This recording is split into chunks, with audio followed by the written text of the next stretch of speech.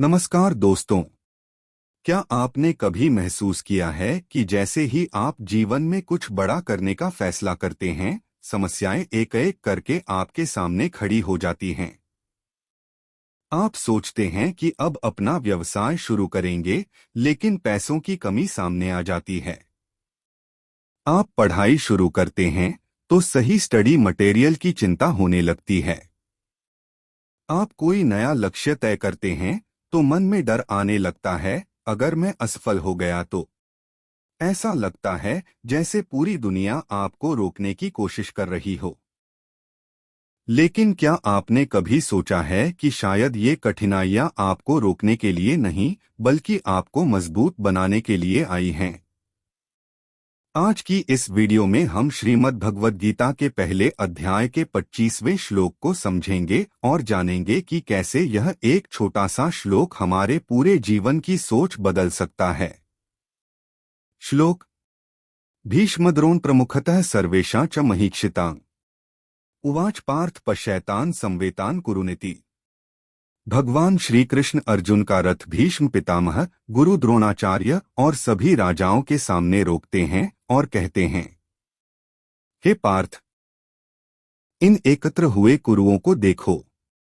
पहली नजर में यह केवल एक साधारण वाक्य लगता है, लेकिन यदि इसकी गहराई को समझा जाए तो यही वाक्य जीवन की सबसे बड़ी सीख बन जाता है। सोचिए, यदि भगवान चाहते तो रथ युद्ध भूमि में कहीं भी रोक सकते थे, लेकिन उन्होंने जानबूझकर उसे ठीक उन लोगों के सामने रोका जिनसे अर्जुन का सबसे गहरा संबंध था।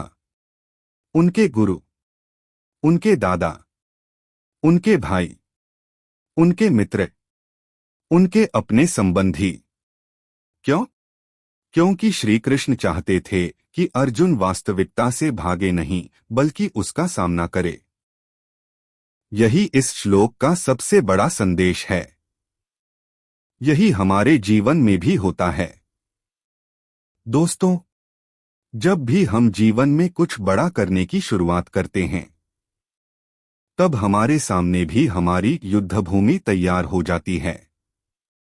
यदि आप व्यवसाय शुरू करना चाहते हैं, तो सामने खड़े होते हैं पैसों की कमी, ग्राहकों की चिंता, प्रतिस्पर्धा, अनुभव की कमी।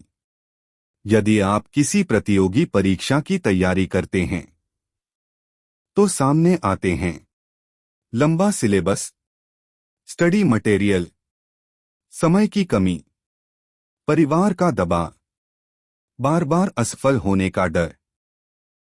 यदि आप अपने सपनों के लिए मेहनत कर रहे हैं, तो आपके सामने आलस, डर, आत्मविश्वास की कमी और लोगों की बातें खड़ी हो जाती हैं। महाभारत में अर्जुन के सामने उनके अपने लोग खड़े थे। आज आपके सामने समस्याएं खड़ी हैं। युद्ध बदल गया है, लेकिन लड़ाई आज भी उतनी ही कठिन है। आज का युद्ध हथियारों से नहीं, मन से होता है। पहले युद्ध धनुष और तलवार से लड़े जाते थे। आज का युद्ध हमारे मन के अंदर चलता है। यही मन कहता है, यह काम बहुत कठिन है। इतने पैसे कहां से आएंगे? अगर असफल हो गया तो लोग क्या कहेंगे? और यही मन हमें आगे बढ़ने से रोक देता है। सच्चाई यह है कि जीवन की सबसे बड़ी लड़ाई बाहर नहीं, अंदर होती है। जिस दिन आपने अपने मन को जीत लिया, उस दिन आधी जीत आपकी हो चुकी होगी। जीवन की वास्तविकता से मत भागिए। बहुत से लोग कठिनाई देखते ही पीछे हट जाते हैं। व्यापार में थोड़ा नुकसान हुआ तो सपना छोड़ दिया। पढ़ाई कठिन लगी तो किताब बंद कर दी। एक दो बार असफल हुए तो मेहनत करना ही छोड़ दिया। लेकिन श्री कृष्ण ऐसा नहीं कहते। वे केवल एक शब्द कहते हैं, पश्य, अर्थात देखो, समस्या को देखो, समझो, स्वीकार करो और फिर उसका समाधान खोजो। जो व्यक्ति समस्या से भागता है वह कभी सफलता तक नहीं पहुंचता। भावनाओं में बहकर निर्णय मत लीजिए। अर्जुन के सामने उनके अपने लोग थे, इसी कारण उनका मन विचलित हो गया। हमारे साथ भी ऐसा ही होता है। कभी डर, कभी लालच, कभी रिश्ते, कभी समाज, कभी दूसरों की राय हमारे निर्णयों को प्रभावित करने लगती है।